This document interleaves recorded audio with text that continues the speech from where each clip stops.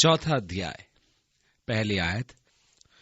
इसलिए जब हम पर ऐसी दया हुई कि हमें यह सेवा मिली तो हम हियाव नहीं छोड़ते। कौन सी सेवा? मनुष्यों को यीशु के पास लाना। आगे लिखा है, जब हम पर ऐसी दया हुई तो इस हियाव को नहीं छोड़ते, परंतु हमने लज्जा के गुप्त कामों को त्याग दिया और न चतुराई से चलते और न परमेश्वर के वचन में मिलावट करते हैं, परंतु सत्य को प्रकट करके परमेश्वर के सामने हर एक मनुष्य के विवेक में अपनी भलाई बैठाते हैं। पौलुस ने कहा, मैं चतुर बनना नहीं चाहता, मैं किसी प्रकार का अधिक दिखावा करना नहीं चाहता कि लोगों को भावुकता में लाऊं, कि परमेश्वर के वचन को चतुराई या धोखाधड़ी में प्रयोग करूं, परंतु सत्य को प्रकट करके परमेश्वर की दृष्टि में लोगों का सुमति में स्वीकार किया जाऊं। आज दोपहर को खाना मैंने इजरायलियों के साथ खाया और जो व्यक्ति मेरे साथ बैठा था कहने लगा, आपको मालूम है, आपके साथ मेरा पहला परिचय तब हुआ था जब आप टीवी के चैनल 13 पर थे। उसने कहा, एक दिन जब मैंने टीवी चलाया तो आपको उस पर देखा। मैंने कुछ पीछे में नोरा को देखा। आप पुराने नियम में शिक्षा दे रहे थे। मैंने अपनी पत्नी को बुलाया और कहा, देखो एक रबी जो अपना चौगा नहीं पहने हुए है, शायद नए विचारों का रबी होगा। मैंने प्रत्येक रविवार आपके कार्यक्रम को सुनना आरंभ किया। आप उन बहुत से टीवी प्रचारकों के समान नहीं थे, क्योंकि ये मसीही टीवी कार्यक्रम मेरी बुद्धि को ठेस पहुंचाते हैं। उनमें भरी भावुकता के और आडंबर मेरी बुद्धि का अपमान करते हैं, परंतु आपने मुझे कुछ सोचने पर बाध्य किया और बहुत से क्षेत्रों में मैंने सोचना आरंभ किया। यही पौलुस अपनी सेवकाई के विषय स्पष्ट कहता है, मैंने तुमसे स्पष्ट बातें की, भावुकता की नहीं। मैंने परमेश्वर के वचन को भ्रामक तरीके से प्रयोग नहीं किया। मैंने उस बेईमानी की गुप्त बातों का त्याग दिया। मैंने चतुराई के काम नहीं किए। आप मेरा विश्वास करें, यहाँ बहुत से चतुर लोग हैं। वे कलीसिया के आरंभ से थे, वे आज भी हैं। मुझे चतुराई से भरे ऐसे कंप्यूटरीकृत प्राप्त होते हैं जिन्हें आपने कभी पढ़ा भी नहीं होगा। ऐसी युक्तियां जिनके बारे में आप सोच भी नहीं सकते। जैसे यदि आप 500 रुपये हमें भेजेंगे तो हम आपके लिए प्रार्थना करेंगे और परमेश्वर आपको आपकी परेशानी से दूर कर देगा, इत्यादि। पौलुस ने कहा, हमने बेईमानी की इन गुप्त बातों को त्याग दिया है। हम चतुराई से नहीं चलते और न ही परमेश्वर के वचन का धोखाधड़ी से प्रयोग करते हैं, परंतु सत्य का प्रदर्शन करके परमेश्वर की दृष्टि में प्रत्येक मनुष्य को सुमति में स्वयं को स्वीकार्य बनाते हैं। कुछ लोग कहते थे कि पौलुस ऐसे रहस्यों का प्रचार करता था जिन्हें वे नहीं समझते। जो पौलुस जिस समाचार का प्रचार करता है वो गुप्त है। पौलुस उन्हें बड़ी बुद्धिमानी से उत्तर देता है 3 आयत के अंदर, परंतु यदि हमारे सुसमाचार पर पर्दा पड़ा है तो ये नाश होने वालों के लिए पड़ा है। यही वे लोग हैं जो देख नहीं पाते। और 4 आयत में, और उन अविश्वासियों के लिए जिनकी बुद्धि को इस संसार के ईश्वर ने अंधी कर दी है, ताकि मसीह जो परमेश्वर का प्रतिरूप है उसके तेजोमय सुसमाचार का प्रकाश उन पर न चमके। ये पवित्र शास्त्र का एक अति रोचक संदर्भ है जिस पर हम थोड़ा समय लगाना चाहेंगे, क्योंकि मैं सोचता हूं ये एक कुंजी है जो आपके उन प्रिय जनों के लिए प्रार्थना करने में सहायक होगी जिनका उद्धार नहीं हुआ है। जैसा हमने पहले कहा, हमें परमेश्वर के स्वरूप में सृजा गया है और परमेश्वर का एक गुण यह है कि वह अपना निर्णय खुद लेता है, अर्थात उसकी अपनी इच्छा है और उस इच्छा को व्यवहार में लाने की उसमें शक्ति है, अर्थात चुनाव करने का अधिकार। परमेश्वर ने आपको अपने स्वरूप पर बनाया है तथा आपको इच्छा धारण की सामर्थ्य दी ताकि आप अपनी नियति का निर्धारण कर सके, और आप अपने नियति का निर्धारण करते भी हैं। हमें चुनाव करने की सामर्थ्य देकर यह आवश्यक था कि फिर परमेश्वर उन चुनावों का सम्मान करता जो हम करते हैं। यदि परमेश्वर हमारे चयन का सम्मान न करे, मेरी इच्छा के विरुद्ध मुझे कुछ करने को विवश करे, तो फिर मुझ में अपनी इच्छा रही नहीं। मेरी स्वतंत्र इच्छा की मान्यता होने के लिए आवश्यक था कि परमेश्वर उन चयनों का आदर करे जो मैं करता हूं और मुझे चयन शक्ति प्राप्त हो। परमेश्वर ने आदम को चुनाव करने का अवसर दिया और फिर उसने उस चुनाव का सम्मान किया जो उसने किया था। इसी प्रकार आपके साथ है। आपका चुनाव परमेश्वर के साथ प्रेम करना हो सकता है या इसके विपरीत। यह आपका व्यक्तिगत चुनाव है। आप चयन करते हैं और परमेश्वर को उसका आदर करना होता है। नहीं तो यह गलत होगा कि परमेश्वर ने आपको चुनाव करने की स्वतंत्रता दी है। इसलिए यदि परमेश्वर उन चुनावों का आदर करता है जो मनुष्य करता है, तो सत्य यह है कि मैं प्रार्थना में यह नहीं कह सकता, ओ परमेश्वर कृपया जॉन को उद्धार दे। जब तक कि जॉन स्वयं प्रभु से उद्धार पाने का चुनाव न करे, उसका उद्धार नहीं हो सकता, तथा उसके चुनाव के विपरीत उसको उद्धार दिया जाना उसके चुनाव की स्वतंत्रता को बाधित करता है। यह हमें चुनाव की स्वतंत्रता देने के उद्देश्य को बर्बाद कर देता है। इससे तो हम खोए हुओं के लिए प्रार्थना करने में दो विचार के हो जाएंगे। इसका उत्तर इस पद में है, जो खोए हैं, जो विश्वास नहीं करते। इस जगत के ईश्वर शैतान ने उनकी आंखों को या उनके मन को, जो विश्वास नहीं करते, अंधा कर दिया है, कि कहीं ऐसा न हो कि मसीह का महिमामय सुसमाचार जो परमेश्वर के स्वरूप पर है उन पर चमके। तो ऐसा क्यों है कि जॉन यीशु मसीह पर विश्वास नहीं करता? क्योंकि सत्य के प्रति शैतान ने उसके मन को अंधा कर रखा है। इस तेजोमय उद्धार के सत्य को वो दरअसल देख नहीं पाता, जिसको परमेश्वर उसे देना चाहता है। शैतान ने उसके मन को परमेश्वर के विरुद्ध मैला कर दिया है। शैतान उस पर अधिकार किए हुए है। हमारे चुनावों का आदर परमेश्वर करता है, शैतान नहीं। उसे कोई परवाह नहीं कि आपको चुनने का अधिकार है। यदि आपके पास अवसर हो तो वो आप पर अधिकार करके आपके मन को सत्य के प्रति अंधा करेगा, और वह आपके मन को परमेश्वर और परमेश्वर की बातों के विरुद्ध विश्व ईर्ष्या से भरेगा।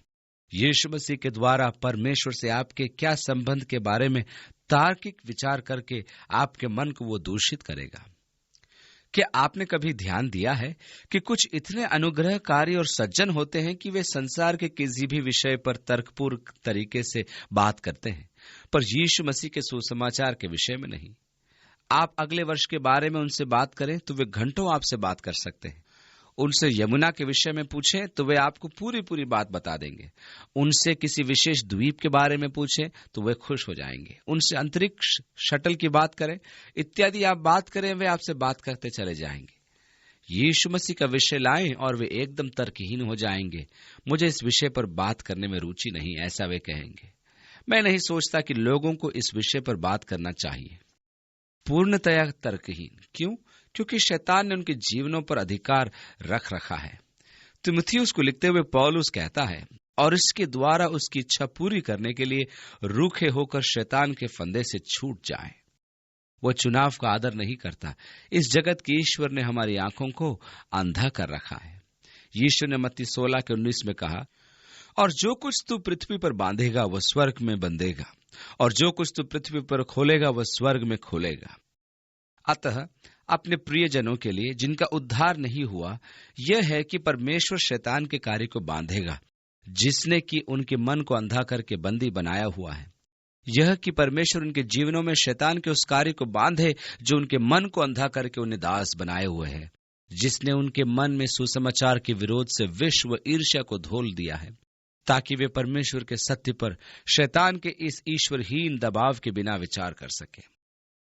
क्योंकि कोई व्यक्ति जो तर्कपूर्ण तरीके से इस वरदान पर दृष्टि करेगा जो उसे यीशु मसीह के द्वारा मिली है, और यदि उसे ग्रहण न करे तो वो मूर्ख होगा। परंतु वे क्यों ग्रहण नहीं करते? कारण यह है कि शैतान की शक्ति उन्हें बंदी बनाए है। इस प्रकार हम प्रार्थना द्वारा उन्हें शैतान की शक्ति से मुक्त कर सकते हैं। और एक बार कोई शैतान की शक्ति और उसके अंधा कर देने वाले प्रभाव से मुक्त हो जाए तो मैं ऐसे किसी व्यक्ति को नहीं जानता जो इस अनुग्रहकारी वरदान को ग्रहण न करे जिसे परमेश्वर ने प्रभु यीशु मसीह के द्वारा हमारे लिए दिया है। इसलिए अपनी प्रार्थना के लिए ये दिशा लें, शैतान की शक्ति को बांधना जिसने उनके मनों को अंधा कर रखा है और अपंग बनाया हुआ है। और जो तुम पृथ्वी पर बांधोगे वह स्वर्ग में बंधेगा। परमेश्वर शैतान की शक्ति को बांधेगा।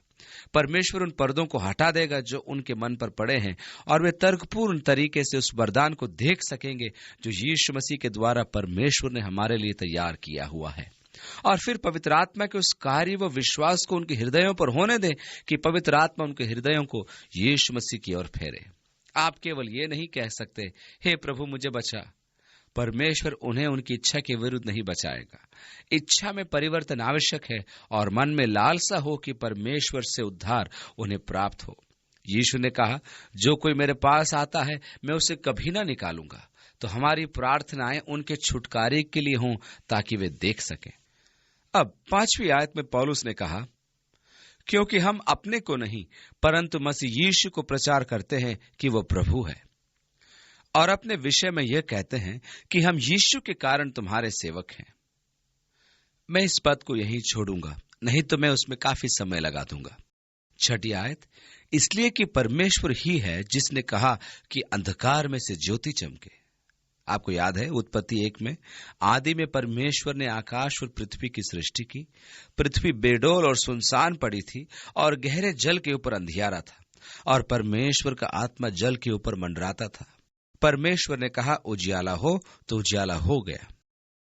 अपनी दिव्य खामोशी के द्वारा परमेश्वर ज्योति को अस्तित्व में लाया, और परमेश्वर ने ज्योति को देखा और कहा कि अच्छा है, और परमेश्वर ने ज्योति को अंधियारे से अलग किया। यदि वैज्ञानिक दृष्टिकोण से देखें तो ये एक रुचिकर कथन है जिस पर आज ध्यान नहीं देंगे, परंतु परमेश्वर ने अंधकार में से ज्योति को चमकने की आज्ञा दी, और परमेश्वर ने कहा ज्योति हो जा या उजियाला हो जा, और हो गया। मुझे बहुत अच्छा लगता है। परमेश्वर ने कहा ज्योति हो, और ज्योति हुई।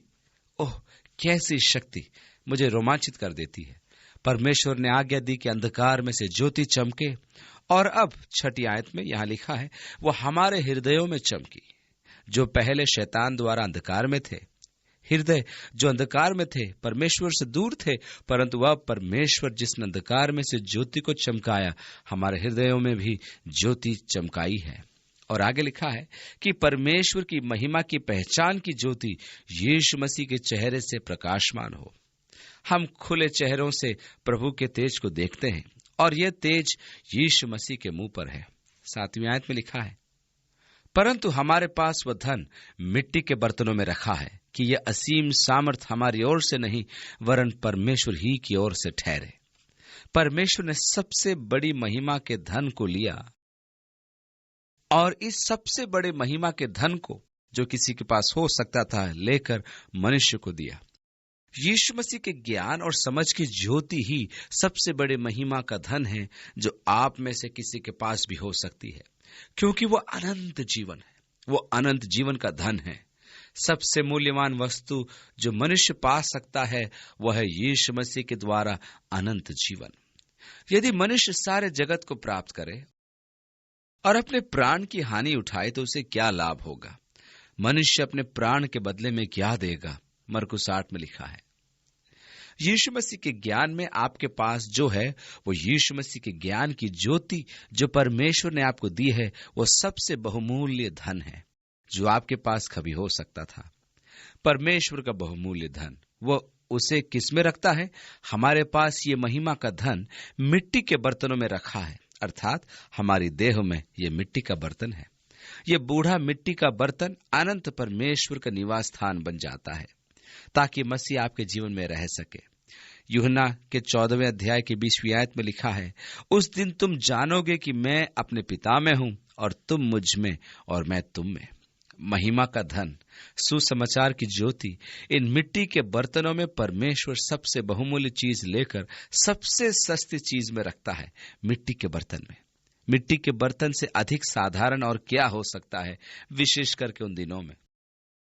आजकल तो हम उन्हें यहूदी में कुछ अधिक पका देते हैं और अधिक रंग भरते हैं और वे हमारी अलमारियों में रखा धन बन जाता है, परंतु उन दिनों में लाल रंग के वे मिट्टी के पात्र सब जगह दिखाई देते थे। परमेश्वर ने इस तेजों में धन को लेकर मिट्टी के पात्रों में रखा। क्यों? ताकि महिमा की श्रेष्ठता परमेश्वर की हो, न कि हमारी। क्या ये मनुष्य की मूर्खता नहीं कि वह अपनी महिमा करे, और महिमा मिट्टी के बर्तन की नहीं परंतु उसकी है जो उसके भीतर रखा है। अपनी पुस्तक the deep things of God में नॉर्मन ग्रब कहता है कि मनुष्य की सर्वोच्च क्षमता यह है कि वह बर्तन है जिसमें परमेश्वर रहता है। यह सत्य है कि परमेश्वर आप में वास करता है। मनुष्य की सर्वोच्च क्षमता यह है कि वह एक बर्तन है जिसमें अनंत परमेश्वर रह सकता है। मैंने पुस्तक को पढ़ा, मैं इस कथन से प्रभावित हुआ, उसकी व्याख्या से मैं रोमांचित हुआ और उस पर विचार किया, पर फिर मैं उस पर सोचने लगा, नहीं, वो गलत है। ये मनुष्य की सर्वोत्तम क्षमता नहीं है। एक और प्रक्रिया है जो उससे ऊंची है, और वो प्रक्रिया है वह साधन बनना जिसके द्वारा परमेश्वर आपके चारों ओर के संसार में प्रवाहित हो। परमेश्वर को अपने में समाना एक बात है, कितनी महिमापूर्ण बात।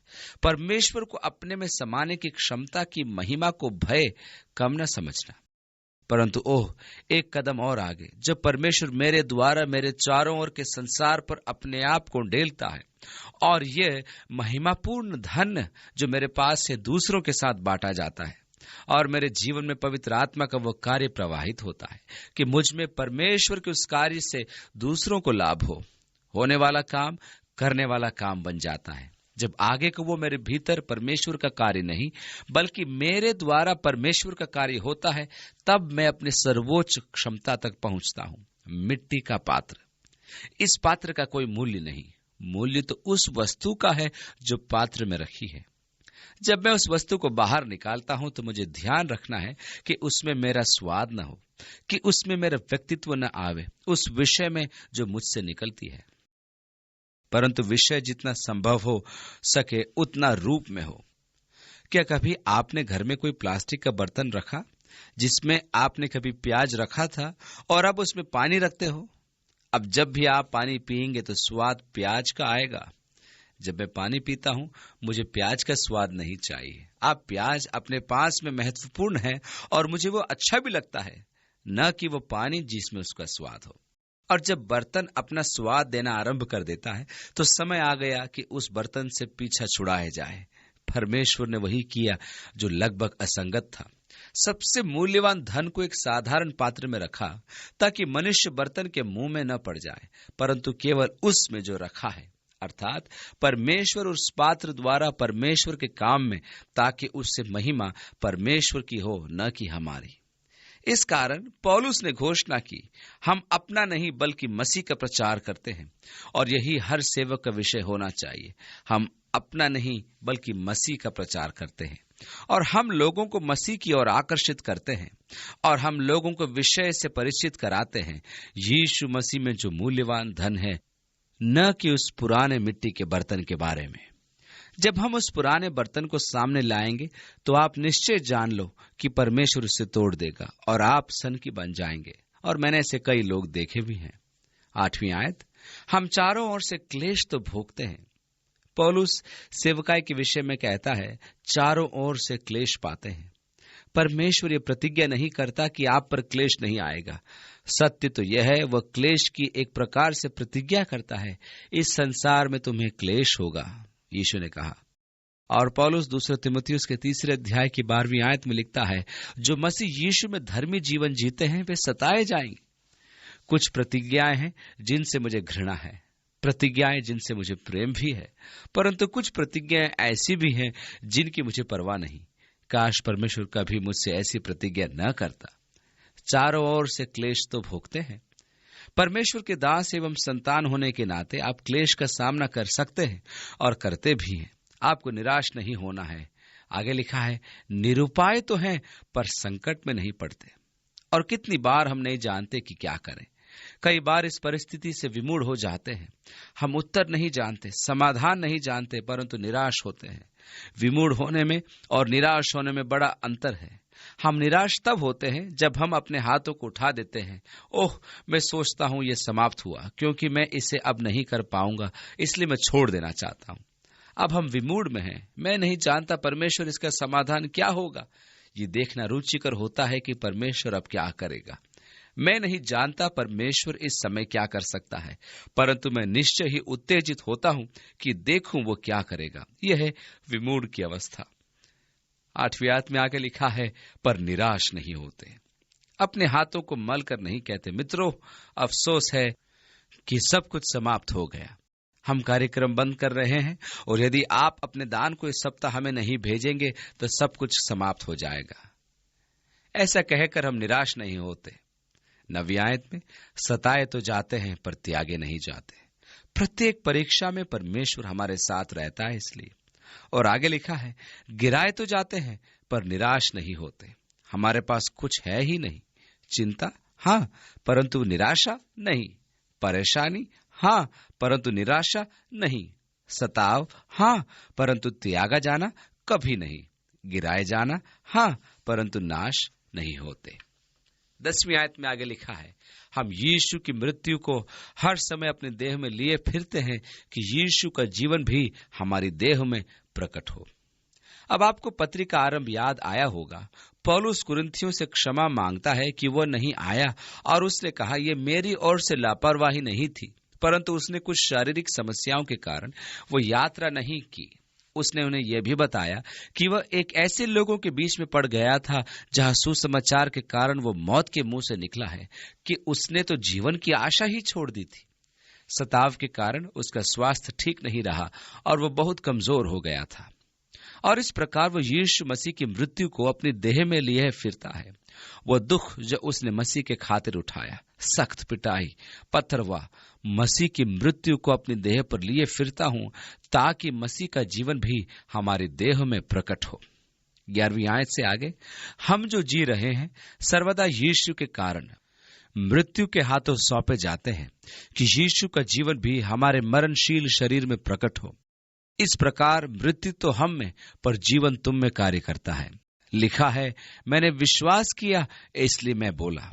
इसलिए हम भी विश्वास करते हैं और इसलिए बोलते हैं,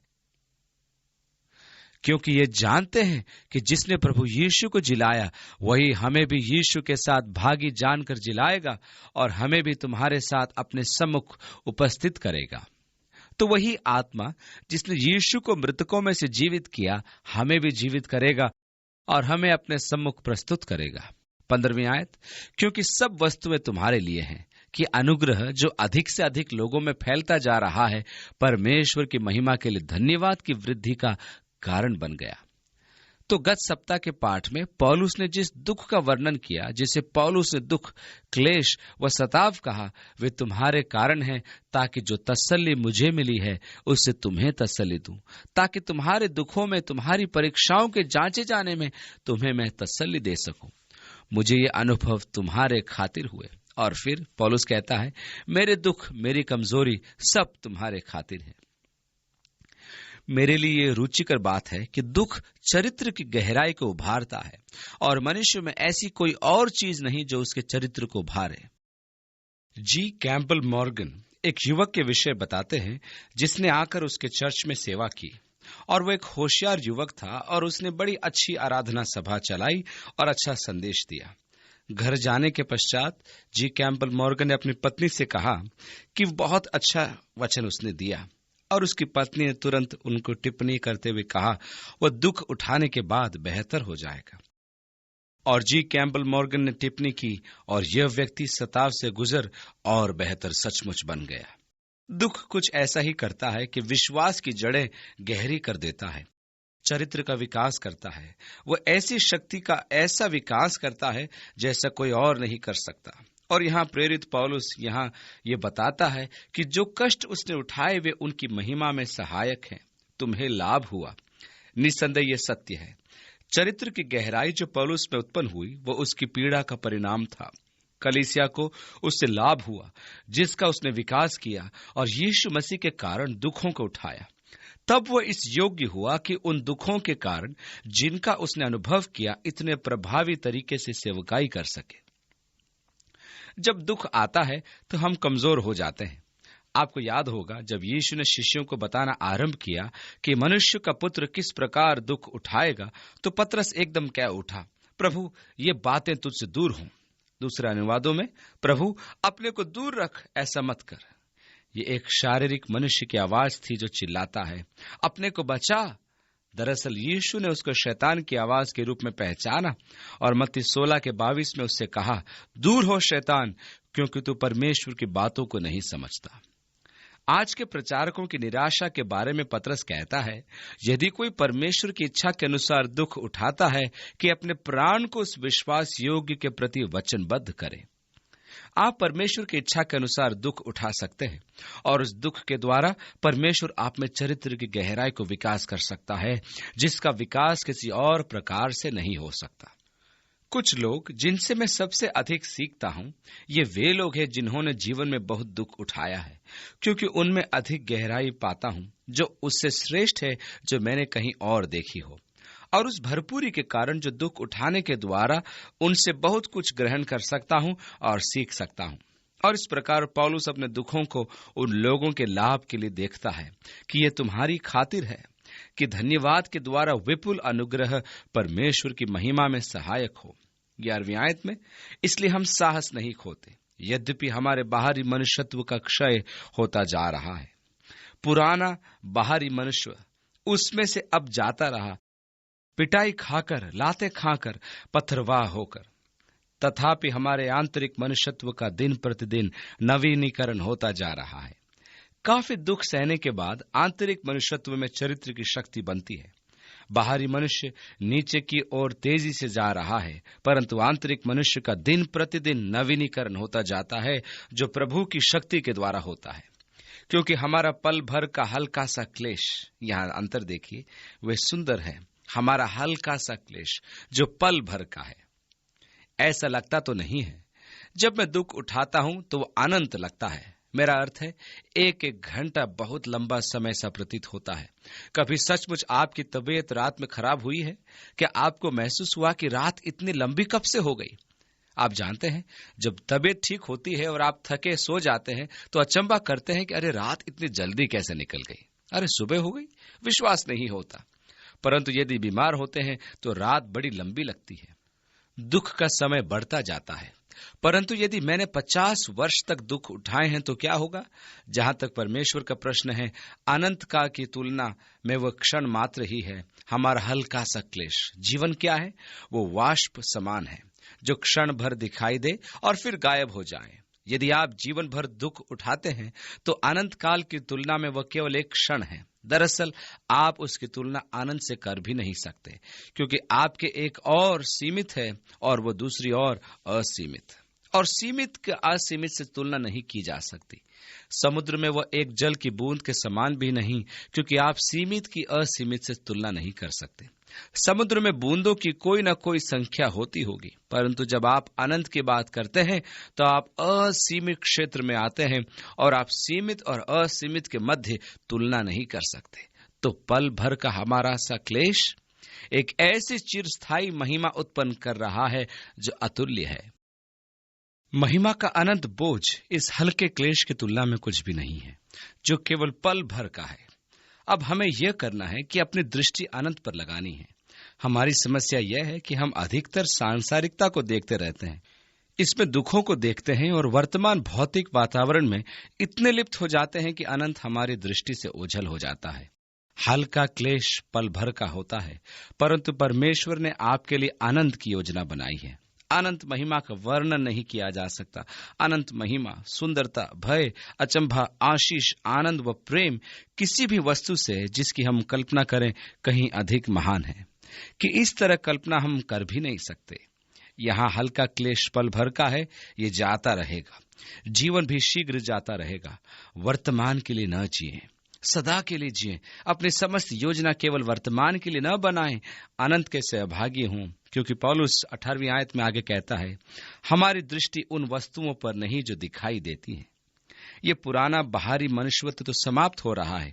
ये हल्का सा क्लेश, जिसको पौलुस हल्का सा क्लेश कहता है, परंतु जब वो उनकी सूची बनाता है तो मुझे इब्रानियों के लेखक के समान लगता है।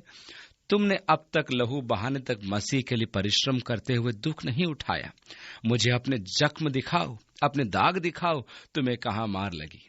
फिर भी यीशु मसीह के सुसमाचार के लिए क्या क्या सहा।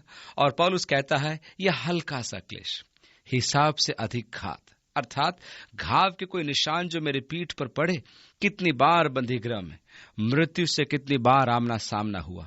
परमेश्वर यहूदियों द्वारा 39 कोड़े लगवाता, 3 बार बेंतों से पीटा गया, 1 बार पत्थरवाह किया गया, फिर 3 बार जहाज टूटने का खतरा उठाया। एक दिन रात समुद्र में बहता रहा। कितनी बार यात्रा के खतरों में, कहीं पानी के खतरों में, डाकुओं के खतरों में, अपने देशवासियों के खतरों में, अन्य जातियों के खतरों में, नगर में खतरों में, जंगल में खतरों में, समुद्र पर खतरों में, झूठे भाइयों के खतरों में, थकान की पीड़ा में, प्रतीक्षा में, भूख प्यास में, उपवास में, कितनी बार ठंड के लगने में। इन बातों के अतिरिक्त वह सब जो मुझ पर प्रतिदिन होता है, सब कलीसियाओं की चिंता। लेकिन पौलुस क्या कहता है? पल भर का हल्का सा क्लेश। परंतु पौलुस की कुंजी उसका मर्म है। हम इन बातों को नहीं देखते जो दिखाई देती हैं, क्योंकि वे क्षणिक हैं, परंतु अदृश्य वस्तुएं चिरकालिक हैं, अर्थात अनदेखी वस्तुएं सदा बनी रहती है। आपकी दृष्टि किस पर लगी है? सांसारिक बीतने वाली वस्तुओं पर? आपके मूल्य कहाँ है? क्या भौतिक बीतने वाले वस्तुओं पर? परमेश्वर हमारी सहायता करे कि हम अनंत को देखने लगे और अनंत की बातों को अपने जीवन के मूल्य में ढूंढें। इब्रानी 12:2 में लिखा है, यीशु को ताकते रहें, उस पर दृष्टि लगाए रखें जो हमारे विश्वास का कर्ता वो पूर्ण करने वाला है, जो उस पर विश्वास रखते हैं अनंत महिमा में लाएगा। प्रभु, धन्यवाद करते हैं तेरे वचन के लिए तथा उस अगुवाई के लिए जो हमें मिलती है, वो उत्साह जो इससे मिलता है, इनके लिए प्रभु हमारी सहायता करे कि हम स्वयं अपनी दृष्टि हटाएं परिस्थितियों पर से, अपनी कमजोरियों पर से, अपनी असफलताओं पर से, अपनी निराशाओं पर से, और प्रभु हमारी सहायता करे कि हमारी दृष्टि तुझ पर लगी रहे। काश हम क्लेश को अच्छे सिपाहियों के समान सहन करें जब हम आगे की ओर देखते हैं। प्रभु, उस अनंत महिमा को जो मसीह यीशु द्वारा प्रकट की जाएगी, उस पर हमारा ध्यान लगा रहे। जब हम तेरे वचन पढ़ें तब हमारे हृदयों पर कोई पर्दा न हो प्रभु, परंतु तेरा आत्मा हमें तेरे सत्य को दे, वो प्रकाश हमें प्रदान करे। यीशु के नाम से मांगते हैं, आमीन।